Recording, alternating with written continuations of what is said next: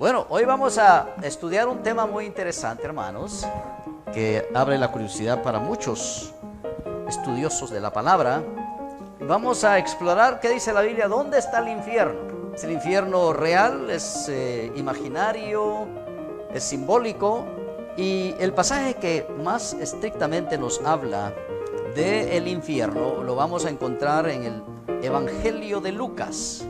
Capítulo 16 del Evangelio de el doctor Lucas. No era doctor en teología, era doctor en medicina. Le llama Pablo el médico amado. Vamos a ver la historia de el rico y Lázaro. Ahora, si alguien dice que esto es una parábola, el tal no sabe de figuras retóricas. Las figuras retóricas son muy importantes en el estudio de la Biblia, en la hermenéutica, que es el arte, no es una ciencia, es el arte de interpretar textos correctamente. Entonces se aplica la hermenéutica a toda la lengua, a la lengua que uno está hablando, estudiando. Pero nosotros, los cristianos, más bien nos referimos a la hermenéutica bíblica. Y parte importante de este arte es el uso de las figuras retóricas. Por ello sabemos que este pasaje no es una parábola, porque la parábola tiene una característica distintiva que no da nombres propios. Cuando es una historia, hay nombres propios, por lo menos un nombre propio. Cuando es una parábola había un hombre, sucedió en una ocasión. O inclusive se pueden usar plantas y animales en la parábola. Esta no es una parábola. Dice así la palabra, Lucas 16, 19, en el nombre del Padre, del Hijo y del Espíritu Santo. Había un hombre rico que se vestía de púrpura y de lino fino y hacía cada día banquete con esplendidez. Había también un mendigo. Diga usted mendigo, no mendigo. El mendigo era el rico. Y si no sabe lo que la palabra mendigo significa, hable con un mexicano. Entonces va a entender que el rico es el mendigo y Lázaro es el mendigo. Que se llamaba Lázaro, y ahí está el nombre propio, que estaba echado a la puerta de aquel, lleno de llagas, y ansiaba saciarse de las migajas que caían de la mesa del rico, y aún los perros venían y le lamían las llagas. Aconteció que murió el mendigo y fue llevado por los ángeles al seno de Abraham, y murió también el rico y fue sepultado, y en el Hades alzó sus ojos, estando en tormentos, y vio de lejos a Abraham y a Lázaro en su seno. Ya hay dos nombres propios, el de Abraham y el de Lázaro. Entonces él, dando voces, dijo: Padre Abraham, ten misericordia de mí y envía a Lázaro para que moje la punta de su dedo en agua y refresque mi lengua, porque estoy atormentado en esta llama. Pero Abraham le dijo: Hijo, acuérdate que recibiste tus bienes en tu vida y Lázaro también males, pero ahora este es consolado aquí y tú atormentado. No porque era rico precisamente, sino porque amó más las riquezas que Dios. Eso es lo que realmente está diciendo Abraham. Además de todo esto, una gran cima está por entre nosotros y vosotros, de manera que los que quisieren pasar de aquí a vosotros no pueden ni de allá para acá pasar. Entonces le dijo: bueno, entonces te ruego pues, Padre, que le envíes a la casa de mi padre, porque tengo 5 hermanos, para que les testifique, a fin de que no vengan ellos también a este lugar de tormento. Abraham le dijo: a Moisés y a los profetas tienen, óiganlos. No es necesario que se levante un muerto y les vaya a predicar, porque igualmente no creerán. Mejor que escuchen a otro muerto que se llama Moisés y a otros muertos que se llaman profetas, porque ya habían muerto, pero dejaron sus escritos.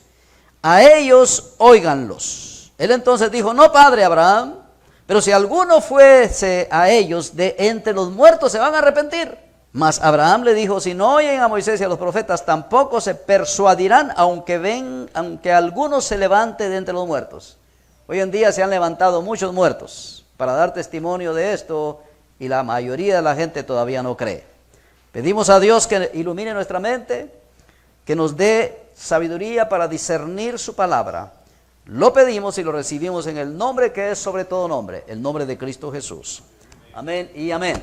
Gloria a Dios, hermana Carla. Vamos a empezar entonces con las diapositivas. Pueden sentarse, queridos hermanos. Y entonces nuestro tema tiene que ver con dónde está el infierno, pero vamos a ver lo que se llama un croquis del infierno.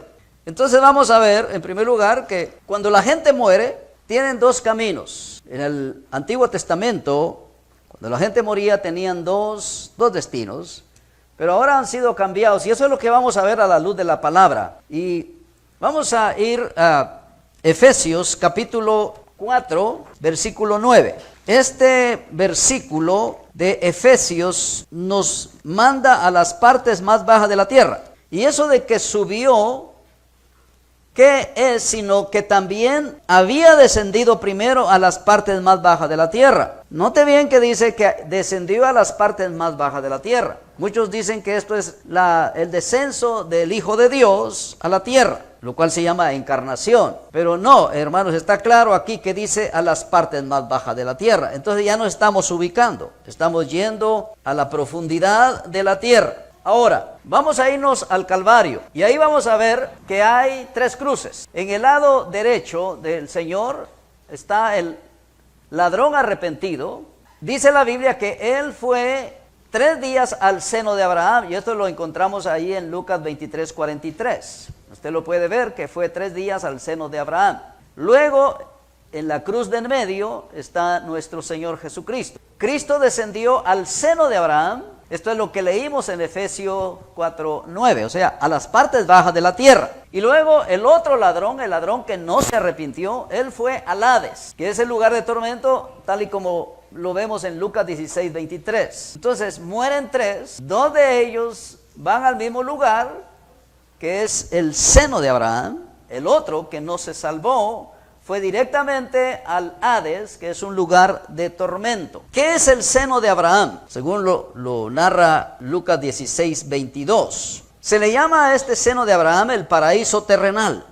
Se le llama el lugar de reposo para los que fueron salvos, para los piadosos. El primero que llegó al seno de Abraham no fue precisamente Abraham, sino Abel. Entendemos que Abel es el primer salvo de la historia, porque fue el primero que murió y fue el primero que creyó en Dios. De hecho, lo mataron por su fe. Lo mató su propio hermano Caín, que entendemos que no se salvó. El último que llegó ahí, oiga bien, el último que llegó al seno de Abraham es el ladrón que fue salvo. Porque a partir de la llegada del ladrón, que fue juntamente con Jesús a ese lugar después fue desocupado, por así decirlo.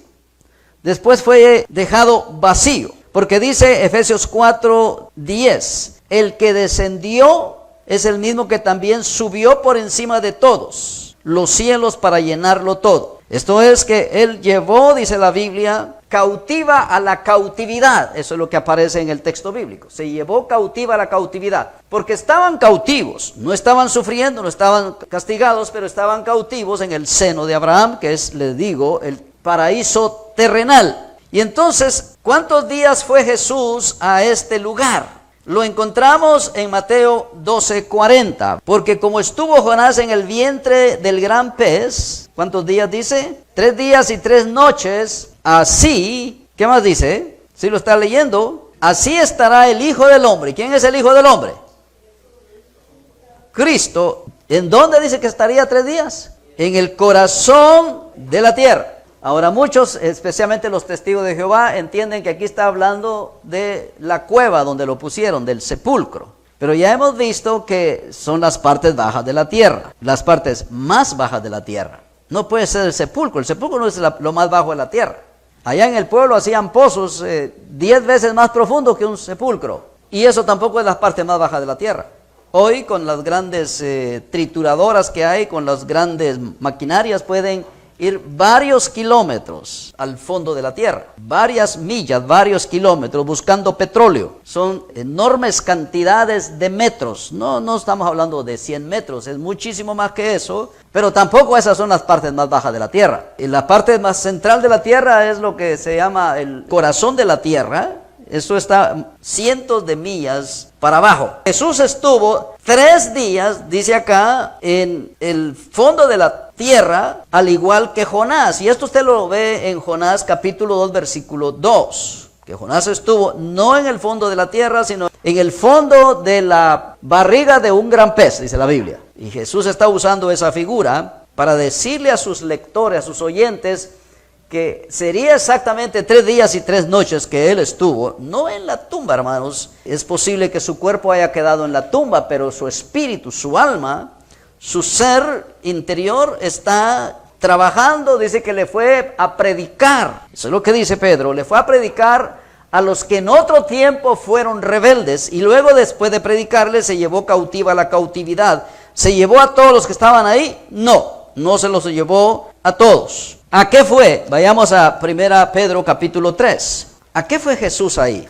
Estaba de vacaciones, estaba descansando. Leamos el 18. Porque también Cristo padeció una sola vez por los pecados, solamente una vez. Ya no puede ser crucificado, ya no puede ser llevado al suplicio como pretenden los religiosos hacer. Dice que cada mañana lo crucifican, pero eso es blasfemia. Aquí dice que padeció una sola vez por los pecados, el justo por los injustos, para llevarnos a Dios, siendo la verdad muerto en la carne, pero vivificado en el espíritu, en el espíritu, oiga bien lo que dice, porque dice en el espíritu y luego dice, en el cual también fue y predicó a los espíritus encarcelados. Más claro no canta un gallo, hermanos. Les fue a predicar a los que están en el seno de Abraham. Todavía ahí estaba el ladrón que se arrepintió. Recuerda que él le dijo, hoy estarás conmigo en el paraíso. Cristo no fue al cielo cuando murió. Él va a ir unas 3-4 semanas más tarde al cielo, pero aquí dice claramente, queridos hermanos,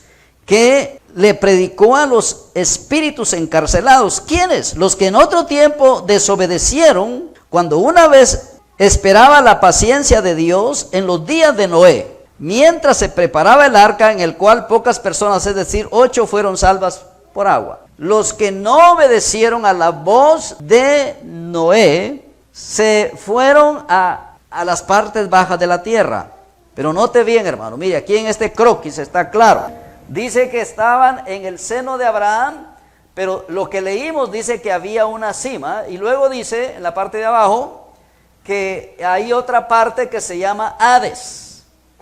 Note bien, y esto es muy importante también en la hermenéutica. La palabra cima, ¿con qué letra empieza? Con S. Cuando es con S, cima significa para abajo. Cuando es con C, significa para arriba.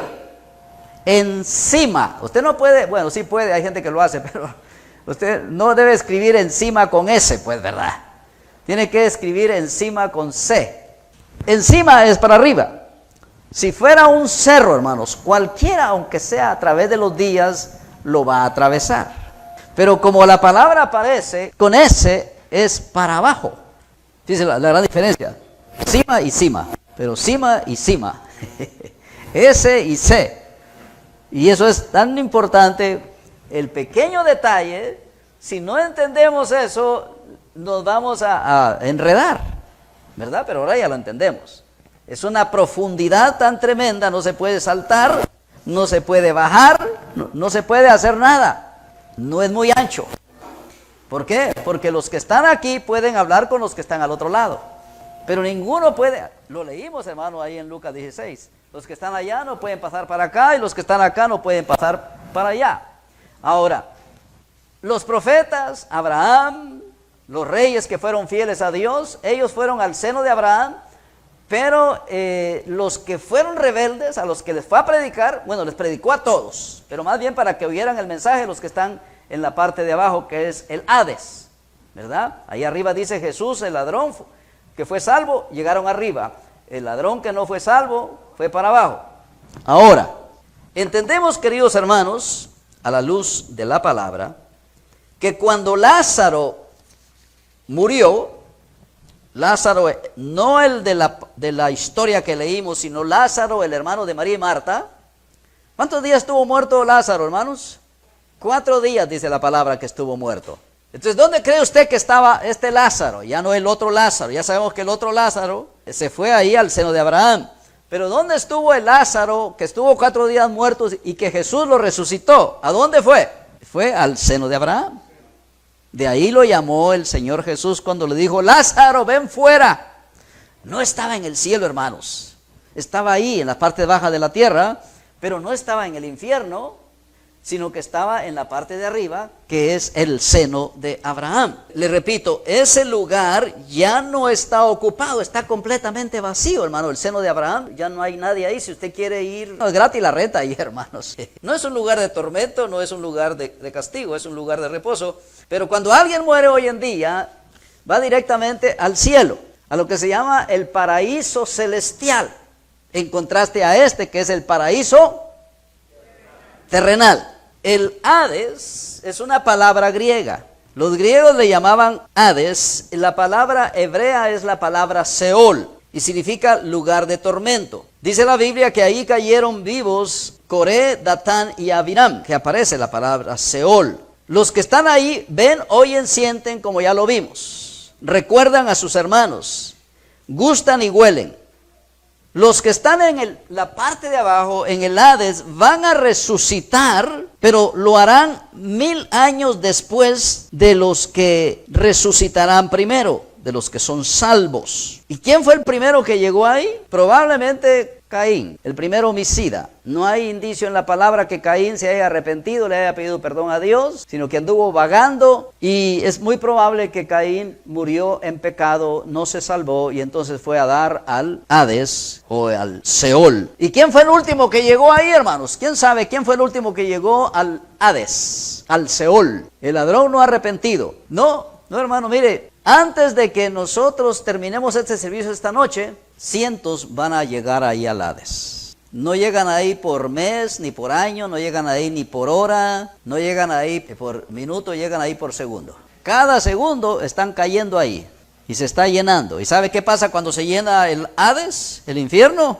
Se expande, se llena y se expande. Entendemos que es un lugar real, hermanos. La Biblia lo determina como un lugar real, pero también pertenece al ámbito espiritual. Es obvio que las personas que llegan ahí no llegan con todo y cuerpo. Llega el alma de ellos, y el alma, por ser espíritu, en realidad no ocupa espacio. El alma, por pertenecer al ámbito espiritual, no necesita espacio. De tal manera que pueden caber ahí cuantos sean, no importa el tamaño del lugar, pero que el lugar es un lugar físico es lo más probable, lo que el texto enseña.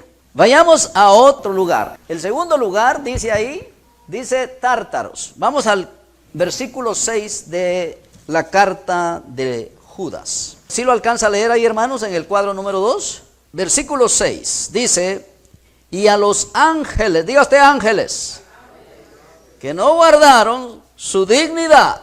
Hermanos, no todos los ángeles son del cielo y no todos los ángeles caídos están en el mismo lugar. Cuando la Biblia habla de ángeles del cielo, son los ángeles que han sido fieles a Dios. El apóstol Pablo habla de los ángeles que se rebelaron con Satanás. Alguien me dice, ¿dónde están esos ángeles caídos que cayeron con Satanás? ¿Dónde? No, ellos no están en el Hades. No tenemos lucha contra carne y sangre, Efesios 6. ¿Potestades dónde?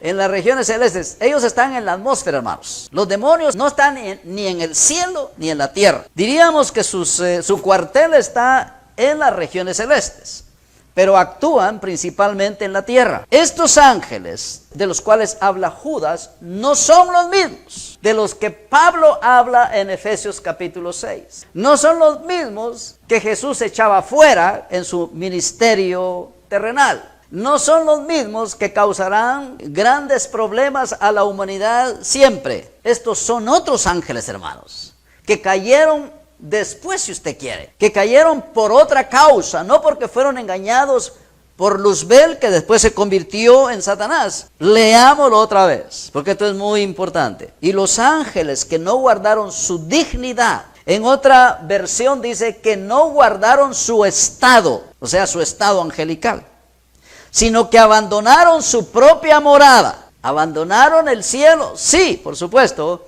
pero más bien abandonaron el cuerpo espiritual y tomaron cuerpo físico. Se hicieron como seres humanos. Y ya se lo expliqué, creo que fue el domingo. Cuando llegaron los dos ángeles con Jehová para destruir a Sodoma y Gomorra, es claro que son tres, pero Abraham nunca se refiere a ellos como señores. Abraham siempre se refiere a ellos como Señor.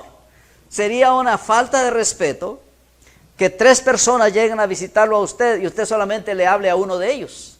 En este caso no es falta de respeto, más bien es profunda reverencia, porque los dos son sencillamente criaturas, acompañantes de Jehová. El que va en medio, por así decirlo, es Jehová. ¿Y quién es Jehová? Es el eterno Hijo de Dios.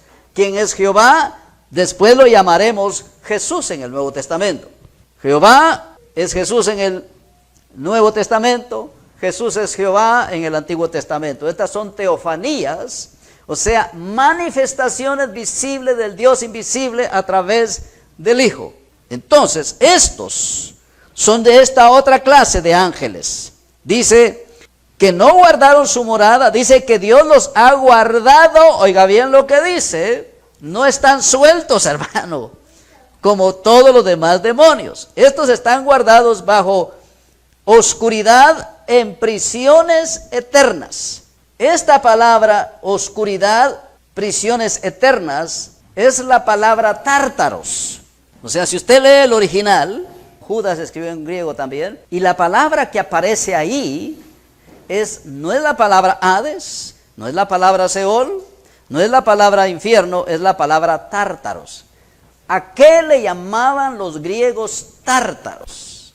Le llamaban tártaros a las profundidades oscuras, similar al abismo, pero no el abismo, sino a prisiones de oscuridad según la mitología griega. Y entonces, esto es lo que Judas nos está diciendo, que estos ángeles fueron encerrados en prisiones de oscuridad. Segunda Pedro 2:4, leámoslo otra vez para clarificarlo. Dice la palabra: porque Dios no perdonó a los ángeles que pecaron, otros ángeles caídos, no los que vinieron con luzbel. Porque si Dios no perdonó a los ángeles que pecaron, sino que arrojándolos al infierno, los entregó a prisiones de oscuridad. Otra vez, Pedro está utilizando la palabra griega tártaros. Prisiones de oscuridad. Tártaros, para ser reservados al día del juicio. Ellos no están en el Hades, donde están todos los perdidos. Ellos no están en el aire como están los demonios, con los cuales tenemos lucha constante nosotros. Están en prisiones de oscuridad y los tienen bien amarrados ahí. Porque estos son tan peligrosos. Oiga, hermanos, si los que están sueltos son peligrosísimos, hermanos, estos son todavía más peligrosos. Porque estos fueron los que provocaron el diluvio, hermanos, en lo que se le llama la mezcla. Dice que viendo los hijos de Dios que las hijas de los hombres eran hermosas, se tomaron para sí mujeres y les engendraron hijos, que llegaron a ser hombres de renombre, los grandes héroes de las mitologías de la antigüedad. Yo pasé 7 años estudiando esto, hermanos. Cuando yo escribí mi enciclopedia, 7 años investigando. Y yo le puedo decir que estudié mucha mitología. Estudié la mitología de los aztecas, la mitología de los mayas, la mitología egipcia, principalmente la mitología grecorromana. ¿Y sabe qué descubrí, hermanos? Cuando usted oye la palabra mito, inmediatamente se asocia con mentira, con falso, con fantasía. Son puros mitos, ¿verdad? Sin embargo, lo que yo descubrí, a la luz de la palabra y a la luz de la historia y a la luz de la mitología, es que los relatos mitológicos son leyendas. O sea, las leyendas son historias que no se han comprobado. A diferencia de la historia, las leyendas son cuentos, historietas de la gente. Pero son leyendas, oiga bien, basadas en hechos reales. Los hombres que existieron antes del diluvio eran extremadamente grandes, gigantes. que así es como traduce la mayoría de las Biblias en español, gigantes, y en inglés, giants, capítulo 6 del libro de Génesis. Dice que había gigantes en la tierra, pero ¿cuál es la palabra que aparece en el original? Es la palabra Nefilim. Nefilim significa descendidos. La misma palabra de avatar del sánscrito.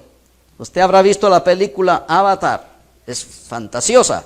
Pero ¿qué significa avatar? Los descendidos. Son los demonios azules, Blue Angels. Así se le llama en inglés, Blue Angels. Estos demonios azules son estos que alguna vez estuvieron en el cielo, pero que engendraron hijos que eran poderosísimos. Y fueron los que les enseñaron, según Flavio Josefo, las artes a los hombres, como el arte de hacer instrumentos de guerra, cómo conquistar pueblos y hacerse reyes, cómo dominar a las masas, cosas que el hombre aprendió no de Dios, sino de estos Nefilim. Dice Flavio Josefo que ellos fueron los que le enseñaron el arte de la cosmetología a las mujeres, el arte de hacer perfumes y colores para la piel para seducir a los hombres. Eso es lo que dice Flavio Josefo, un respetado historiador judío del primer siglo, contemporáneo de Pablo. Entonces, tártaros viene del latín tartarios, que significa el infierno, y en el griego significa prisiones de oscuridad. Y estos ángeles extremadamente malos son exprincipados. Los demás son espíritus inmundos o demonios, tal y como Lucas 11:24 lo dice. Pecaron en la misma presencia de Dios, y al parecer ellos no fueron seducidos, engañados como los otros, porque los otros fueron seducidos por Luzbel. Los sedujo para que se rebelaran en contra del que está sentado en el gran trono. ¿Qué les dijo? No sabemos. ¿Cómo los engañó? No lo sabemos. Pero es increíble cómo es que se van a rebelar siguiendo a una criatura y rebelándose en contra del Creador. Bueno, es increíble, al menos que observemos a nuestro alrededor. Eso es lo que hace la gente. Sirven a Satanás, aunque ellos dicen que no, lo sabemos. Sirven a Satanás rebelándose en contra de Dios. Una ilustración es Pilato preguntándole a la gente: he aquí el Hijo de Dios y he aquí Barrabás, ¿a quién quieren que le suelte? El problema es este, hermano, mire. Jesús era llamado el Hijo de Dios. El ladrón, el sinvergüenza, era llamado el Hijo del Padre, porque Bar significa hijo y Abas significa padre. Barrabás significa el Hijo del Padre. Nosotros no lo entendemos porque es otra connotación en el idioma, pero Pilato está diciendo estas palabras: ¿a quién quiere que le suelte? ¿Al Hijo de Dios o al Hijo del Padre? Ellos dijeron al Hijo del Padre, y al Hijo de Dios mátalo. Es lo mismo que decir: ¿a quién prefieren ustedes? ¿A Jesús o a Satanás? Ellos dijeron a Satanás, aunque de forma, diríamos, simulada. Después del milenio habrá una pregunta similar, pero ya no será de Pilato, sino será de Dios. A los que están vivos después del milenio, que van a ser prácticamente todos, los que estén en el milenio van a sobrevivir. Dios los va a probar porque por 1000 años han vivido en paz y nadie los ha tentado, nadie los ha molestado, porque el diablo está encadenado por 1000 años, ¿recuerda? Entonces estos son buena gente, como quieren a Dios, pero nadie los ha probado. Y Dios dice: los voy a probar como probé a todos los demás, incluyendo a usted y a mí. Y entonces manda a traer a Satanás de su prisión y se los presenta a los del milenio, a los millones de habitantes del milenio. Y les presenta también al Hijo. El Hijo ya ha estado con ellos reinando. Ya no es el hijo del carpintero, ya no es el mal vestido. Ahora es el Rey de Reyes y Señor de Señores con toda su gloria. A ver, y ahí está sentado, reinando por 1000 años, y de repente sueltan al otro. No tiene pata de gallo o pata de cabra, no tiene cuernos, no tiene cola. No, hermano, mire, lo van a soltar, pero van a soltar a Satanás con toda su gloria. Porque ya le dije una vez, si el diablo se le aparece a usted, por muy espiritual que usted sea, si el diablo se le aparece una noche en su cuarto, usted jamás se lo podrá quitar de la mente. Usted va a quedar obsesionado con él. Esa es una de las razones por qué Dios nunca nos permitirá verlo. Es mentira eso de que es horrible. Claro, espiritualmente hablando es horrible, es un monstruo para nosotros. Pero es una de las criaturas más elevadas, hermanos, más bella que cualquier ángel. Los ángeles le tenían reverencia a este ser.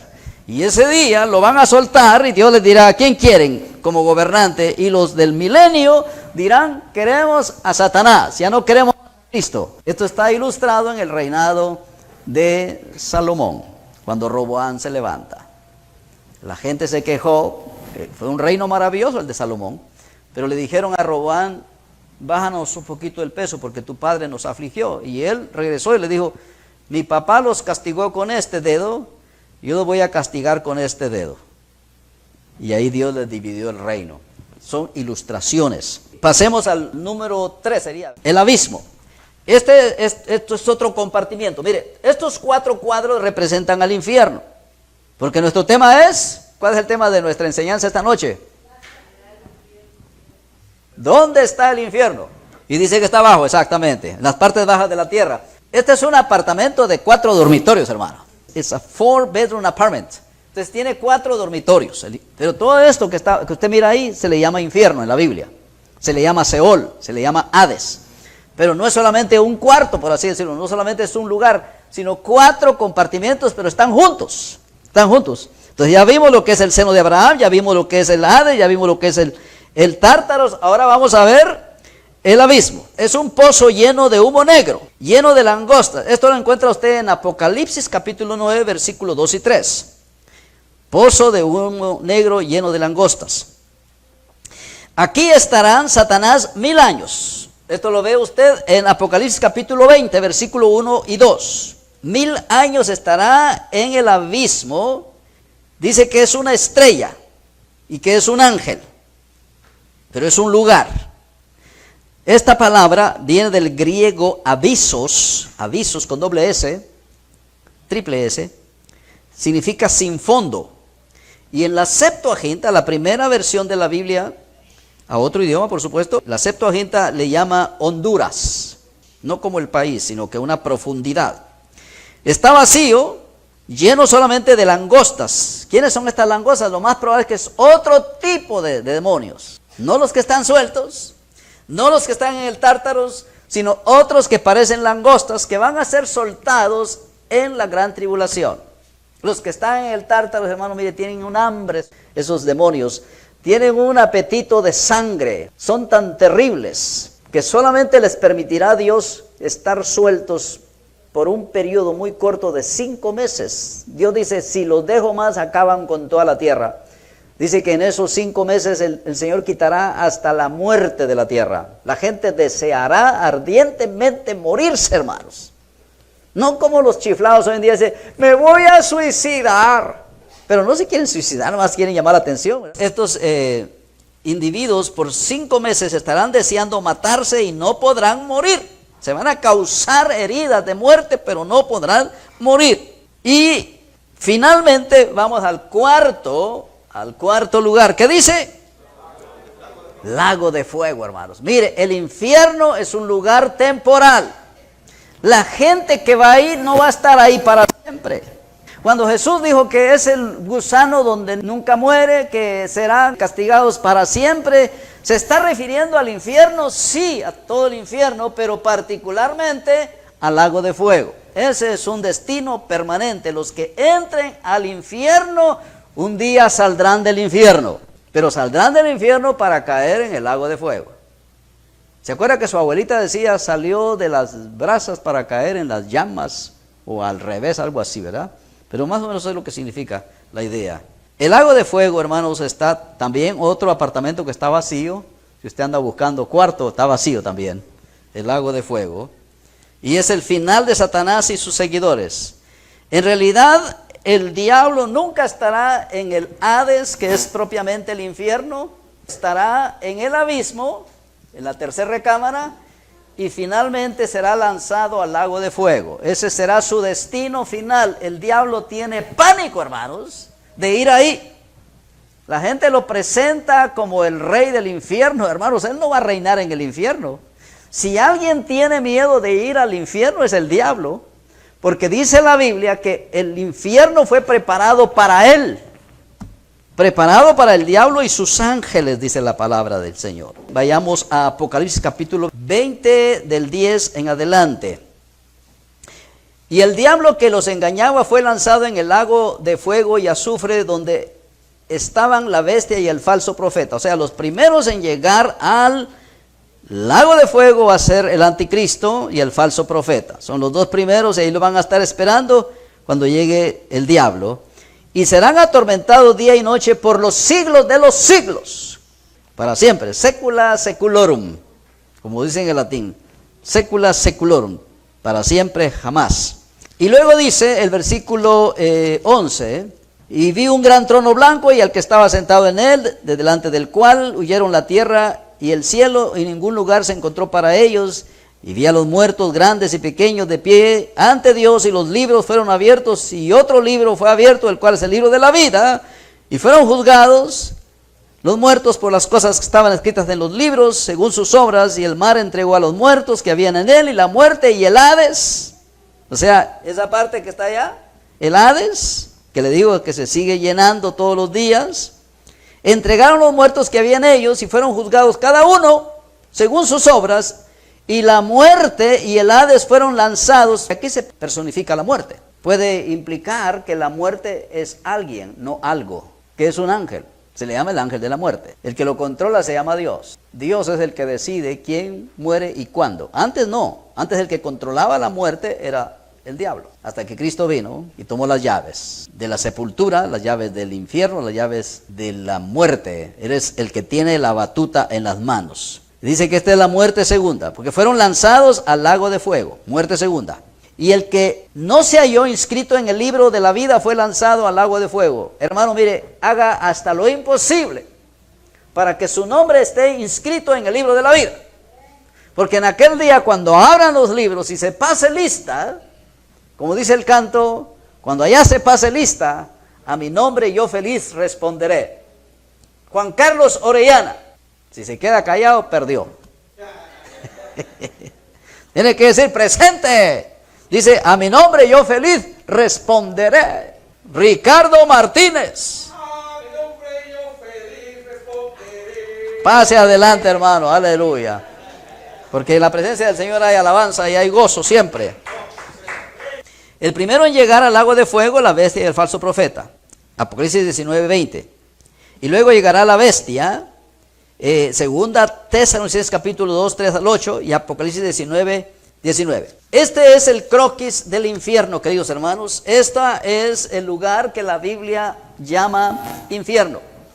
¿Dónde está? En las partes más bajas de la tierra. Ya le di las citas. Se le llama al infierno, del latín inferno, lugar profundo. Es el lugar donde los impíos han de recibir el castigo eterno. Se le llama fuego eterno en Mateo 18:8. Se le llama horno de fuego, Mateo 13:50. Se le llama lugar donde el gusano no muere, Marcos 9:44. Se le llama las tinieblas de afuera, Mateo 22:13 y 8:12. Si es las partes bajas de la tierra, hermanos, son tinieblas, pues oscuridad. Se le llama lago de fuego en Apocalipsis capítulo 14:10. Se le llama lugar de tormento también ahí. La palabra infierno viene de una palabra hebrea que es la palabra Seol, y de dos griegas que son las palabras Hades y Geena. Seol, que es la palabra hebrea, significa demanda, ahuecar, morada de los muertos. Se le llama el sepulcro también, y este es el problema de la mala interpretación que hacen grupos como los Testigos de Jehová. Es obvio que a veces representa o significa el sepulcro, la sepultura, pero no siempre.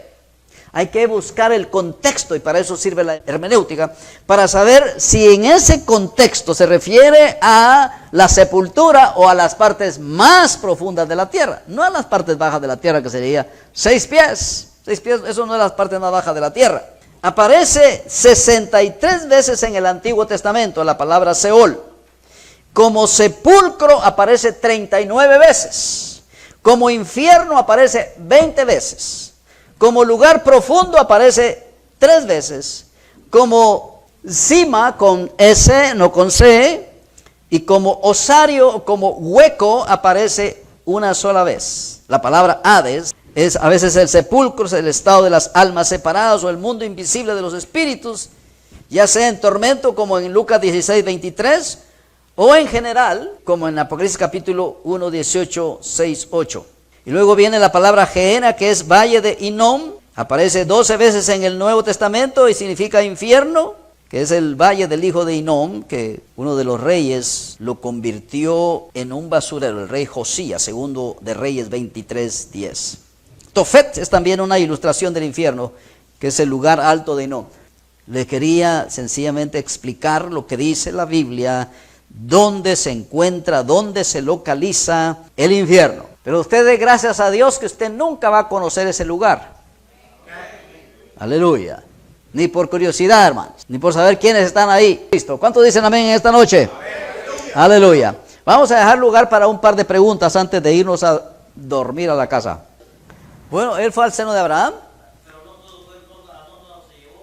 No se llevó a todos, pero les predicó a todos. Sí, porque si cuando vimos la historia del rico y Lázaro, están hablando uno al otro. Entonces el Señor estaba ahí con Abraham, pero todos los que estaban allá con el rico le podían oír. Pero cuando él se llevó cautivo a la cautividad, solamente se llevó a la parte del Hades. Perdón, a la parte del seno de Abraham. La parte del Hades está todavía ahí. Ahí está todavía Caín si se perdió. No, porque esta predicación más bien fue para explicarles por qué es que están ahí. Es como cuando se le dicta sentencia a un preso, se le dice, por este crimen que usted cometió, usted se estará en la cárcel por cierto tiempo. Entonces, él le fue a predicar a los que en otro tiempo fueron rebeldes, dice. Y está hablando ahí acerca del tiempo del diluvio. Y estos oyeron el mensaje, pero ya era muy tarde. Venid luego y estemos a cuenta, dice el Señor. Hoy es el día de salvación, no mañana. Ya los muertos ya no se les puede predicar, y aunque se les predique, no se pueden arrepentir, y si se arrepienten ya es demasiado tarde. Hoy es que tenemos que ponernos a cuentas. Hermano Javier. Cristo Ajá. ofrece paz y ofrece seguridad, Sí. paz y seguridad. Ya. Pero sucede que en ese tiempo que Él ofrezca paz y seguridad, Dios tiene preparado los ángeles que están en el Tártaros para soltarlos. Entonces, ¿qué diría el anticristo cuando eso se le venga sobre? Porque Él está ofreciendo paz y seguridad. Cuando digan paz y seguridad, vendrá destrucción repentina y no escaparán porque les atacará dolor como de mujer que pare, dice la Biblia. Eso es la careta del anticristo. Él viene como el Salvador, Él viene a arreglar la economía, acaban las guerras, acaba el hambre, acaba todo lo malo que nosotros conocemos. ¿Por qué? Porque Él dice, yo como buen político les ofrezco esto y sí lo va a cumplir. Pero cuando digan paz y seguridad, entonces vendrá la destrucción. ¿Por qué? Cuando ellos digan, oh, al fin llegó el verdadero Mesías. El que vino hace 2000 años era un charlatán que más bien nos vino a meter en problemas. Este es el verdadero Mesías. Sí. ¿Por qué? Porque según el Apocalipsis viene en caballo blanco. El primer caballo blanco no es el de Cristo. El primer caballo blanco es el anticristo. Pero ya cuando él tenga todo bajo su control, se quitará la mascareta que se puso y entonces les dirá, ahora yo soy el que mando. Ustedes van a hacer lo que yo digo y se van a tener que dejar marcar.